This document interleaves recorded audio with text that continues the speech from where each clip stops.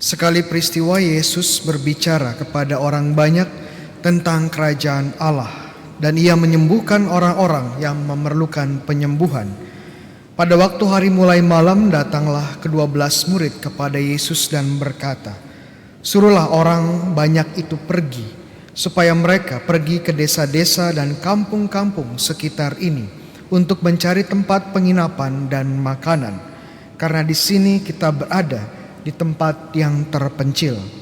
Tetapi Yesus berkata kepada mereka, "Kamu harus memberi mereka makan." Mereka menjawab, "Apa yang ada pada kami tidak lebih dari 5 roti dan 2 ikan, kecuali kalau kami pergi membeli makanan untuk semua orang banyak itu." Sebab di situ ada kira-kira 5.000 orang laki-laki. Lalu Yesus berkata kepada murid-muridnya, "Suruhlah mereka duduk berkelompok-kelompok, kira-kira 50 orang setiap kelompoknya." Murid-murid melakukannya dan menyuruh semua orang banyak itu duduk. Yesus mengambil 5 roti dan 2 ikan itu, lalu menengadah ke langit dan memberkati. Kemudian memecah-mecah roti itu dan memberikannya kepada para muridnya, supaya dibagi-bagikan kepada orang banyak. Mereka semuanya makan sampai kenyang, lalu dikumpulkan potongan-potongan roti yang lebih sebanyak 12 bakul. Demikianlah sabda Tuhan. Terpujilah Kristus.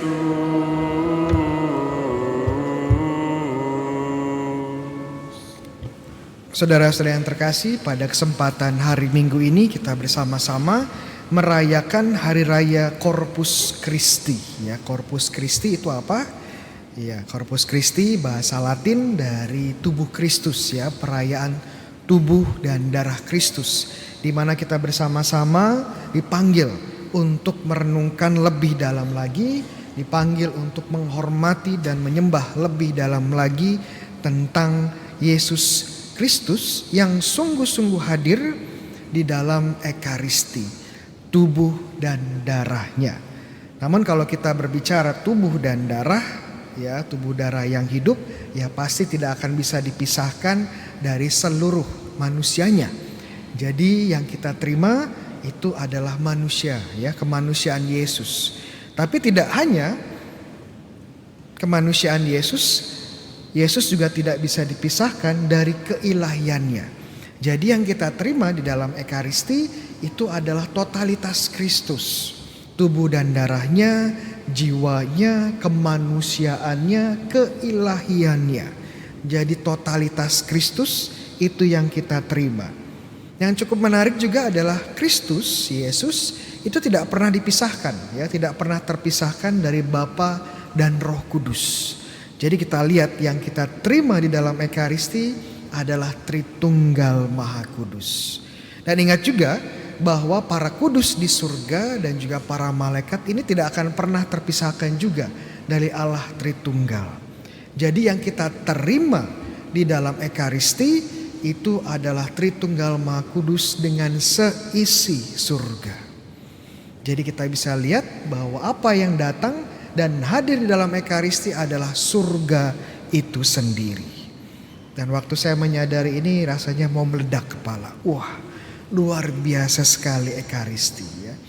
Tapi kadang-kadang saya juga melihat, ya, betapa luar biasanya kehadiran Tuhan, tapi kita tidak respect dengan Tuhan yang hadir di dalam Ekaristi. Kadang-kadang ya saya lihat kok dalam Ekaristi masih ada yang mermelek, ya.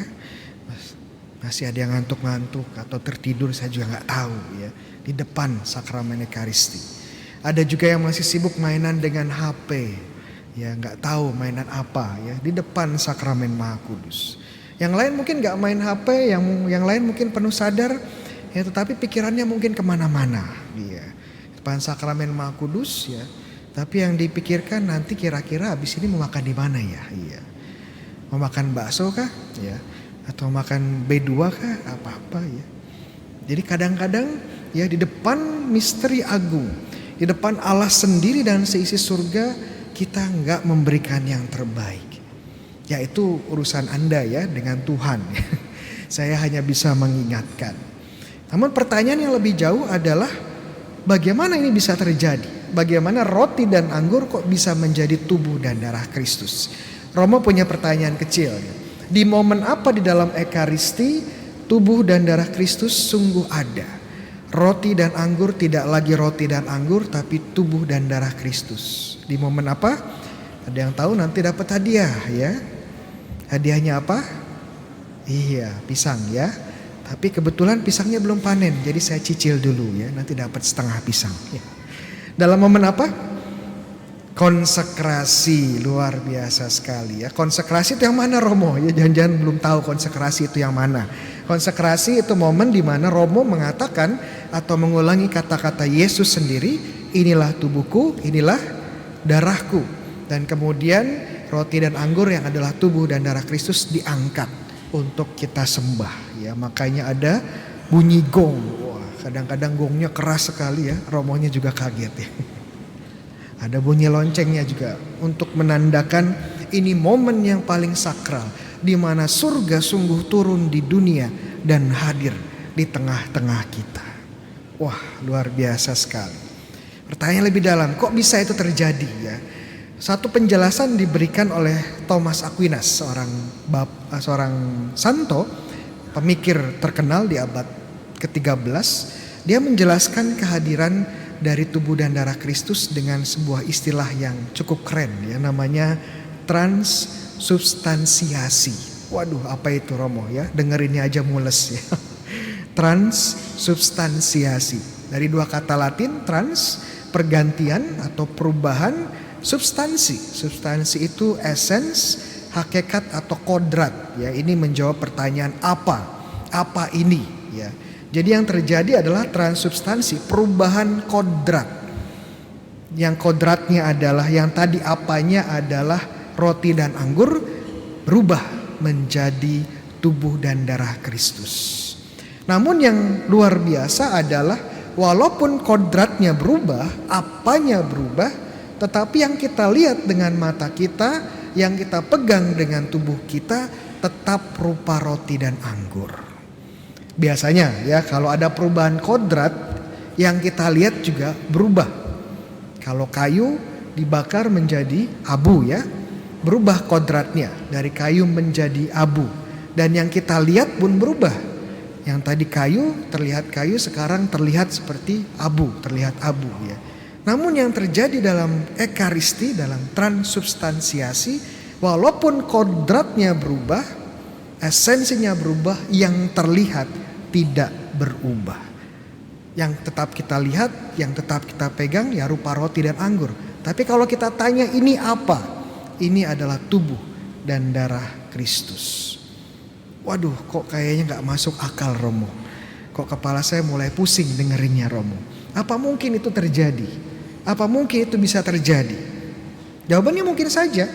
Karena iman kita mengatakan tidak ada yang mustahil bagi Tuhan.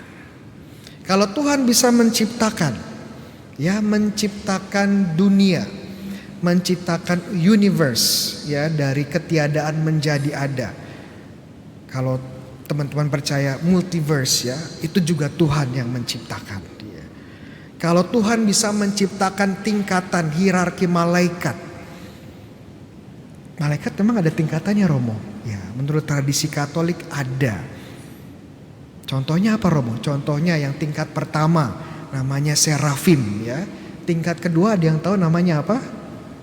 Namanya cherubim ya, sampai 9 tingkat. Kalau mau lebih detail silahkan cek di YouTube saya ya, Bayu Ruseno, hierarki malaikat, tradisi Katolik. Kalau Tuhan bisa buat itu ya, kalau Tuhan bisa menciptakan ya partikulat subatomik ya, dan mempertahankan agar tetap ada. Ya, kalau Tuhan bisa menciptakan yang namanya kehidupan di dunia, Tuhan juga pasti bisa ya dengan kuasanya hadir di dalam Ekaristi secara nyata. Jadi bukan suatu hal yang mustahil bagi Tuhan. Kalau kita sudah lihat banyak mukjizat yang Tuhan lakukan, ini adalah mukjizatnya. Namun saya harus menekankan bahwa mukjizat Ekaristi adalah mukjizat yang paling dahsyat. Kalau teman-teman cari mukjizat, gak usah jauh-jauh, ada di dalam Ekaristi. Kalau teman cari surga, gak usah mati dulu ya. Ada yang mau masuk surga? Ya, gak ada ya, gak mau angkat tangan ya. Takut mati ya. Tapi sebenarnya gak perlu mati. Surga sudah ada di sini. Yang menarik adalah mukjizat ini adalah mukjizat yang paling dahsyat. Kalau kita kembali ke bacaan Injil berbicara tentang penggandaan roti. Dan ini penggandaan roti mukjizat yang luar biasa. Kenapa? Karena dari 5 roti dan 2 ikan untuk memberi makan berapa?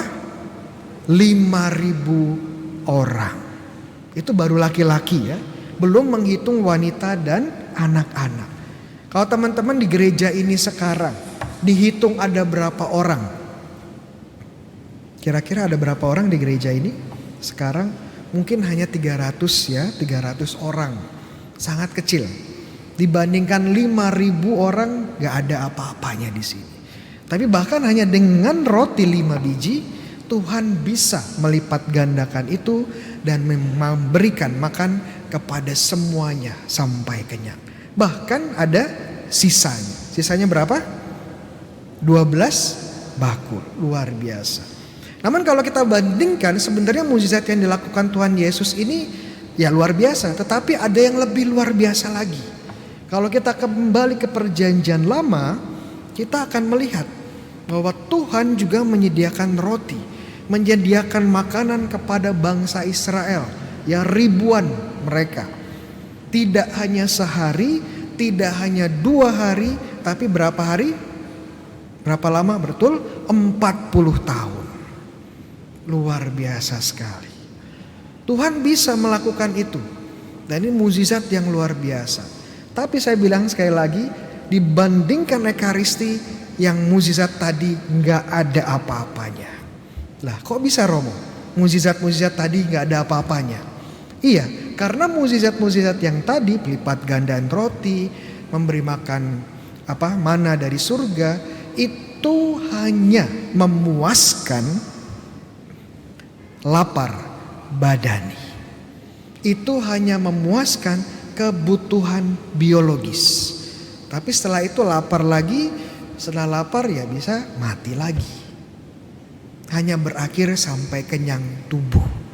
Tapi Ekaristi, tubuh Kristus, itu mengenyangkan sebuah lapar yang tidak bisa dikenyangkan oleh roti biasa. Kelaparan rohani kita. Makanya Tuhan Yesus bilang ya, kalau kita baca Yohanes bab 6 ayat 54 kalau gak salah, barang siapa yang makan tubuhku dan minum darahku, dia akan memiliki apa? Kehidupan kekal. Dan aku akan membangkitkan dia kapan? Di hari terakhir. Ini yang diberikan oleh Ekaristi, kehidupan kekal. Saya mau tanya terakhir ya. Kenapa saat kita menerima Ekaristi itu disebut sebagai menerima komuni? Kenapa yang dipakai kata komuni? Ya suka-suka gereja Romo memanggil apa gitu ya. Kata komuni kalau kita lihat bahasa Latinnya itu communio ya, dan kemudian diterjemahkan ke bahasa Inggris communion. Kemudian diserap ke bahasa Indonesia menjadi komuni. Ya, communion artinya persatuan. Artinya persekutuan, menjadi satu. Itu yang ditawarkan oleh Yesus, menjadi satu dengan Yesus. Setiap kali kita merayakan Ekaristi dan menerima tubuh Kristus, komuni menjadi satu dengan Yesus. Pertanyaan terakhir, surga itu apa? Surga itu tidak lain adalah persatuan kita dengan Tuhan secara sempurna. Dan saat kita menerima komuni, kita menerima surga. Surga sudah mulai di dalam Ekaristi. Dan kalau kita tekun menerima Ekaristi, kalau kita menghormati Ekaristi, kalau kita sungguh-sungguh mempersiapkan diri dengan baik menerima Ekaristi, kita sudah mempersiapkan diri untuk memasuki surga. Pengen masuk surga? Terima Ekaristi dengan baik. Amin.